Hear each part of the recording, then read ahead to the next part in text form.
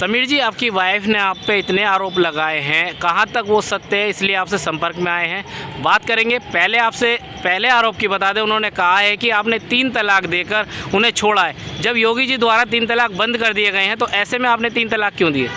नमस्कार, मैं Sameer, 9 moons coffee का ऑनर, साथ में मेरी माता भी हैं। ये लड़की ने झूठा आरोप लगाया है कि 3 तलाक देके मैंने उसे छोड़ दिया। असली में मैं आपको बताना चाहूँगा कि वो लड़की बहुत ही ज़्यादा गंदी है। उसने ऑलरेडी कितनी सारी शादियाँ कर रखी है, जिसका मैं आपको इस वीडियो के अंत में फोटोग्राफी दूंगा। उसके सबूत के सारे, इसने 11 दिसंबर 2021 में सामूहिक विवाह किया था अपने एक भाई के साथ। रज्जाक अली नाम है उसका, पुत्र इरशाद अली, मुरादाबाद में सामूहिक विवाह किया था। उसका मैं ऑलरेडी आपको कागज अभी सबमिट करूंगा। 11 दिसंबर 2021, याद रखिएगा डेट, 11 दिसंबर 2021। उसके 20 दिन बाद इसने अपने बॉयफ्रेंड के ऊपर रेप का केस लगा दिया। अब बताइए, साथ में बीवी है और बॉयफ्रेंड भी रख रही है। ये कहाँ का कानून है? कहाँ तक योगी जी इसका साथ देंगे? आप ये बताइए। जैसे उन्होंने सेकंड आरोप आप पे लगाया है कि आपने उनसे कहा है कि मुझे हिंदू लड़कियों में ज़्यादा इंटरेस्ट है, मुसलमान लड़की में इंटरेस्ट नहीं है। क्या कहेंगे इसमें? तो इसने सरासरी झूठ बोला है। ये हमारे शरिया कानून में भी नहीं है, ये हमारे अधिकार में भी नहीं है।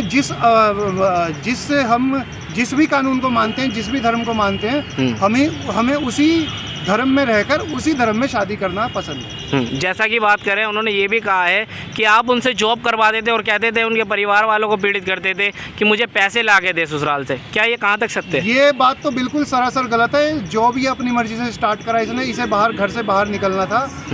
दूसरी बात, लड़कों से मिलती थी। बॉयफ्रेंड भी बहुत सारे हैं इसके। मैं आपको उसके भी सबूत दूंगा। इसकी कॉल डिटेल भी मेरे पास है। आप चाहें तो इसकी कॉल डिटेल भी ले सकते हैं, कितने लड़कों से बात करती है, कितने भी इसके बॉयफ्रेंड हैं, और कितने भी फोटोग्राफ्स हैं मेरे पास, और घर के अंदर भी बुलाती है ये। उन्होंने आपके कारोबार में भी आरोप लगाया है कि 9 मून कॉफ़ी के अंदर कोई गलत कार्य आप चलाते हैं। 9 मून कॉफ़ी का तो 9 मून्स कॉफ़ी अगर आप गूगल पे सर्च करें तो 4.9 रेटिंग वाला मोदी नगर का सबसे पहला रेटिंग का कैफे है, जिसमें हमारे पास फ्रेंडली लड़के लड़कियां, गर्लफ्रेंड बॉयफ्रेंड आते हैं। लेकिन उसमें कहीं से कहीं तक ये आरोप मुझ पे लगाना सरासर गलत है कि वहाँ पर मैं कोई गलत तथ्य कराता हूँ, क्योंकि उसमें हमारे पास सबसे ज़्यादा मेरे हिंदू बहनें और हिंदू भाई ही आते हैं। वो आपको खुद ही बता देंगे वो कहाँ तक ये चीज़ सत्य है। आपकी माता जी भी साथ है, इन पे भी कुछ आरोप है, बात कर लेते थोड़ा। क्या नाम है आंटी जी आपका? मेरा नाम सुमन है भैया जी। क्या कहेंगे, आपकी बहू ने आप पे भी आरोप लगाया कि आप उनके बच्चों का पालन पोषण करने के लिए उनसे पैसे लिया करते थे? भैया एक बात बताइए, जब ये जॉब के लिए मेरे से कहा था कि मम्मी गुड़िया को आप रख लीजिए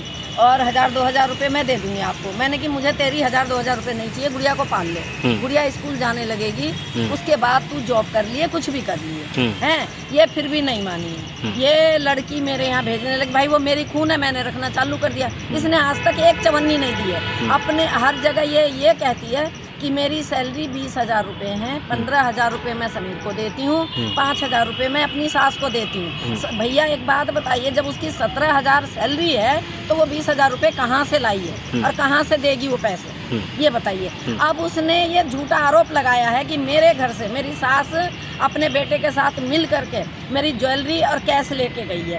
भैया जब हमने 5-7 जेवर इसके शादी में चढ़ाए थे, वो इसकी माँ ने पूरे जहाँ पे शादी करी थी पूरे में दिखाया इसने, जो हमारे यहाँ के जेवर थे, हल्के भारी जो भी थी हैं। और अपने यहाँ से ये क्या लाई ना तो हमें दिखाया गया। जो मेरे साथ मेरे जितने भी गए थे वो सब अभी मौजूद है, वो बता देंगे कि ये नहीं दिखाया इसने कि क्या हम दे रहे हैं अपनी लड़की को या लड़की क्या लेके जा रही है। यहाँ तक कि इसके मोहल्ले वालों ने इससे कहा था, जब शादी से 5-7 दिन पहले जब इसने कुछ दिखाई दुखाई करी थी, उसने कहा कि अपनी सास के लिए 2-3 चीज़ तो बनवा ले हल्की हल्की। तो ये कहती है कि हम पे पैसे नहीं हैं। अच्छा। तो हाँ, हम पे पैसे नहीं है। तो वो पड़ोसन ने कही कि जो तू थाने में से पैसे लाई है उस लड़के पे जो रेप का केस लगाया था और 8-10 लाख में जो फैसला करा था, उनमें से तुम पैसे लाई हो तो पैसे खर्च हो गए?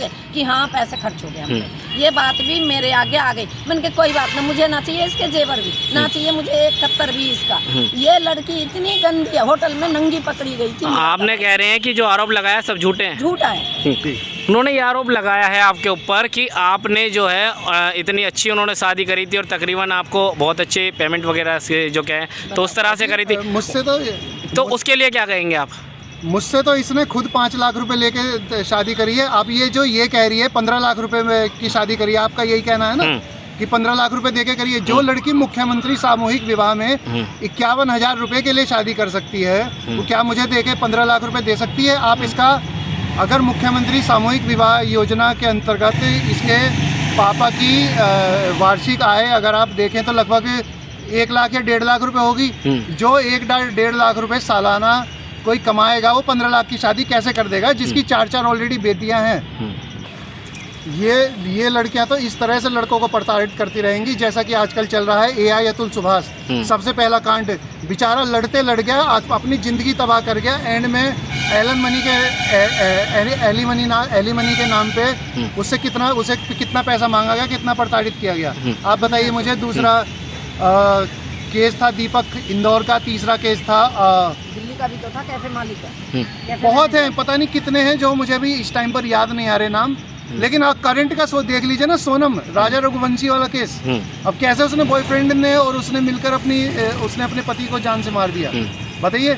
यही तो चीज करना चाहती है मेरे साथ। इसने दवाई की दुकान में काम करती है, मुझे तरह तरह की दवाइयाँ लाला कर देती थी, मुझे चाय के अंदर दवाइयाँ मिला के पिलाती थी। अच्छा, आप भी आरोप लगा रहे हैं कि सोने की दवाई आपको देती थी? जी, सोने की दवाइयाँ मुझे देती थी। उसके बाद तो कई बार मैंने इनको कई लड़कों को भी घर के अंदर पकड़ा। अच्छा। जो घर के अंदर से बरामद हुए। मैं नींद में था, मुझे नहीं पता कि क्या हो रहा है, लेकिन मैं परछाई देखा या मैंने कभी नोटिस किया तो मैं नींद में था। तो क्या कहेंगे अब आपके खिलाफ जो इस तरह से बयान चले हैं उसके लेकर क्या? अभी मैं कहना चाहूँगा, सीएम जो प्रदेश के सीएम हैं, थोड़ा सा लड़कों की तरफ भी ध्यान दें और थोड़ा सा लड़कों के फेवर में भी बात करके, और थोड़ा सा अगर ये लड़की अपनी बातों पे जायज़ है या अपनी सच्चाई पे ठीक है तो मेरे को रूबरू मेरे से फेस टू फेस बात करे, टीवी या मीडिया पे आके डायरेक्ट इंटरव्यू कराइए मेरा इसके साथ।